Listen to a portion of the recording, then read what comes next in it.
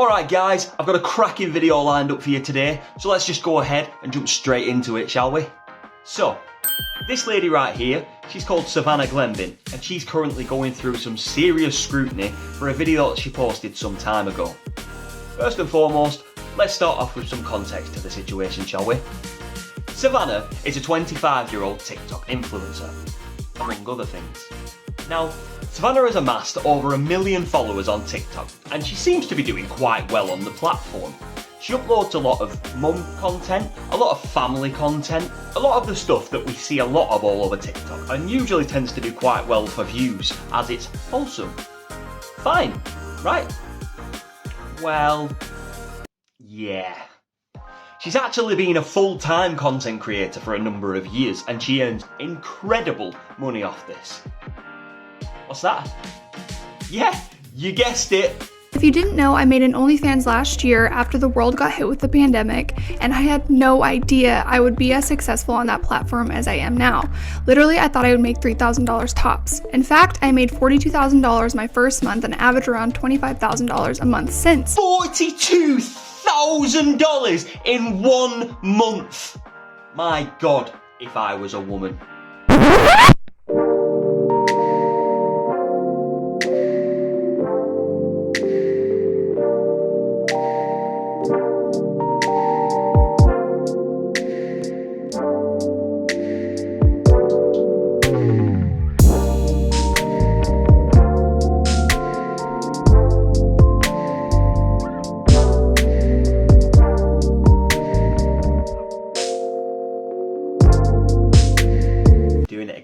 You're doing it again.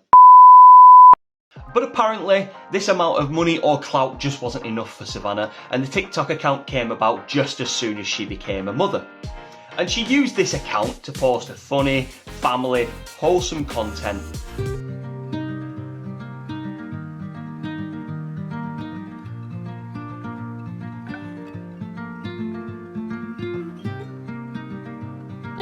Look at you, huge thing. It's twice the size of all the toddlers that are nearer to 2. You're gonna be a giant baby. Woo! Oh god. Look at this tree. There.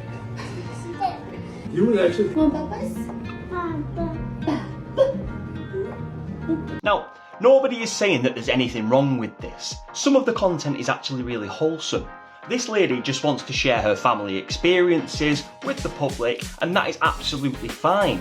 But, as we all know online, you need to check and double check every single little move that you make, or the online investigators, usually Reddit, will come out of the woodwork and they will ruin your life. So, this may just be my opinion, but having such an intimate relationship with the internet, such as a successful OnlyFans, alongside an enormous platform on TikTok, mixing the two together may cause some problems for the child in the future. When he's in high school and he sees all his friends ogling mum's boobies throughout an entire history lesson, or taking a seat on a big, veiny, triumphant pig. That's where I will stop. Sorry, and I went too far then. I could have stopped at boobies and I continued. I'm sorry, alright?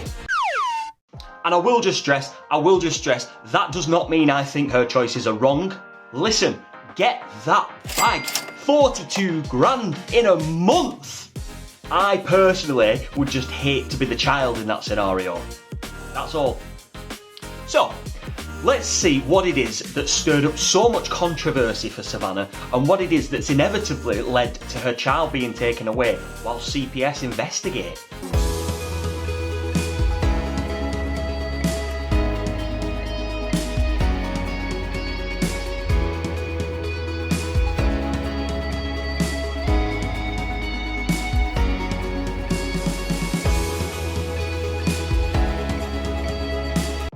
Now, I am going to chime in with my personal opinion on this, because this has been blown up to mammoth levels. And quite honestly, I don't see it as being all that bad. However, before TikTok and Reddit come at me with the pitchforks telling me I just don't get it, I do not think that behaviour is okay by any means. This child is 1 year old and he's clearly in some distress throughout this entire video. This isn't laughs all around for everybody involved. No. The parents are having a great time while this little fella's just got visible tears on his face. Now, as a parent myself, I know that I've done silly things in the past with my kids at their expense, but that is usually accompanied by laughter and then them trying to get back at me in some way. Not for 1 second would I be doing something at their expense while they're crying their eyes out while filming it for the world to see, because that is when it becomes cruel.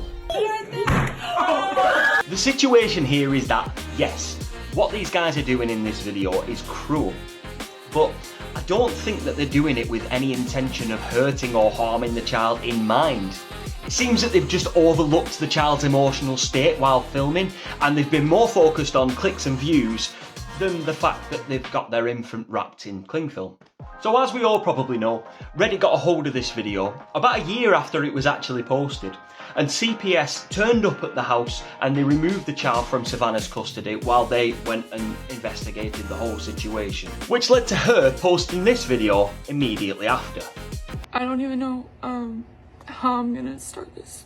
Right now, we're dealing with a situation where Gunnar has been taken from us until CPS can evaluate our home. Because I posted a video of my husband and son. The video was construed in a way as to people thinking that we were abusing our child, when Gunnar was like laughing and smiling, and it was just a funny thing that Hank did because Gunnar was getting into like the stove that day and like tried putting a fork in a socket. Now, nobody takes any pleasure in watching something like this. The thing to remember here is that this is a mother who's just had a baby taken away, all because of a mistake that her and her husband made.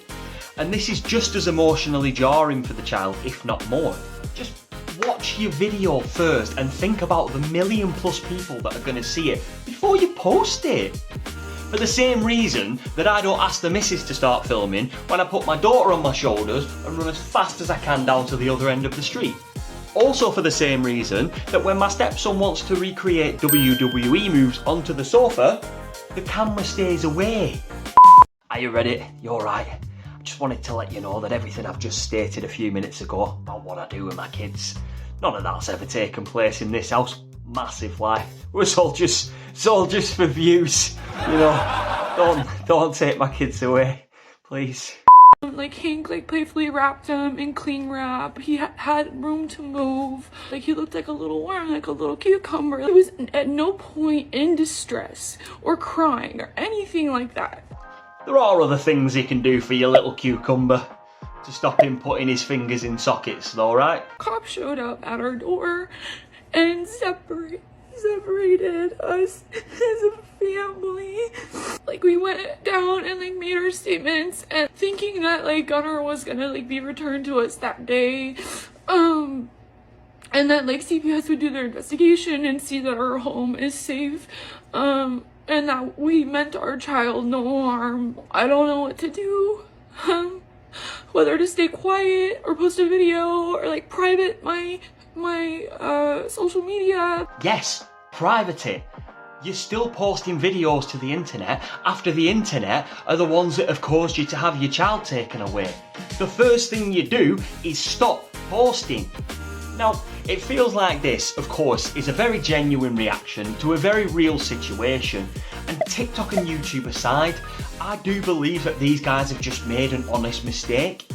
Savannah did also private her account after posting this video, but she did private the account. Now at this point, Savannah has unprivated the accounts again, and the most recent update is that CPS came, they did their investigation and they found out that everything was in fact okay. Savannah's little boy Gunnar was returned back to her in her husband's care, and she posted this video to inform us of that great news.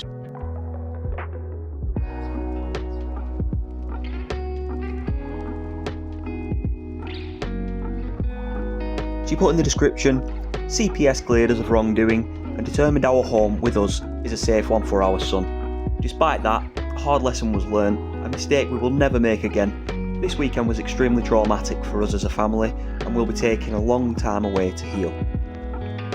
All in all, this is a perfect example of people selling their souls for the likes, clicks, comments, subscribers, all of those fun things that give us those hits of dopamine when we see them pop up on our screens. Now, I'm fully on that train myself at the moment. I understand the dopamine hit that the clicks and the likes and the views get you. I've started up this YouTube channel and I'm actively trying to grow a following so that I can share the things that I care about with you wonderful people who are watching. But there's definitely a time to take a step back and have a think about what it is that you are posting online. These guys have clearly just made an enormous mistake, and I'm sure they're going to learn a hell of a lot from it, in that they will vet their own content before posting it online. This should always be the case, and it may be a good outcome for everybody involved in this situation. Lessons have been learned, the reality of certain situations has been shown to all of us, and Savannah's still bringing in that sweet, sweet OnlyFans revenue. Thank you to everybody who sat and watched this video today. I really do hope that you've enjoyed it. I am well aware of the fact that this one is a little bit more serious than the videos that I've covered previously. If you have enjoyed it, I'd massively appreciate if you could leave a like, leave me a little comment and let me know what you thought. And if you're feeling super generous, maybe you can subscribe to the channel so that you get all of my future content. And I will catch you on the next one. Just wasn't enough for Savannah, and the TikTok but having such a intimate relationship with